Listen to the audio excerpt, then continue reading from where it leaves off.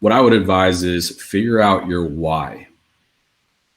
Go on a run on a weekend and run as far as you can. And then when you think you're going to quit, keep on going, because most people don't run far enough to find their second win. Right now, like I just ran my third 4-mile round today and I have 2 more 4 miles. So I'm running 20 miles today.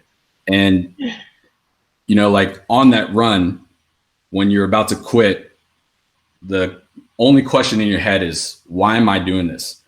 And if you don't have a good why, you will quit. And most people quit before they start.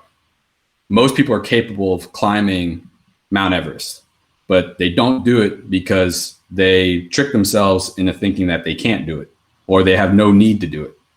So it's not that they can't do it, they won't do it. And this is what we do every single year with a new cohort of students. It's not that they think they can't do the work, but when I dangle the grade in front of them and I'm saying, okay, you're going to fail and you're not going to graduate if you don't do this work, all of a sudden they can do it. Again, what is your why? If you don't know that, then everything will feel like suffering. But if you know your why, then you understand why you're doing the things that you do. You understand the meaning behind it. You understand the struggle. You learn to love the struggle. And on the other side of struggle are all the gains and benefits. But without passing through that trial by fire first, you're not really going to get anywhere. And that's just the blunt truth.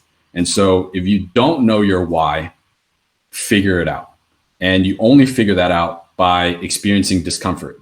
So you need to lean into adversity. And so I don't care if you need to run as far as you can, sign up for an ultra marathon and, you know, show up to the start line, or go on a coding spree for 48 hours. Like, do something that really tests you and then figure out why you do the things that you do.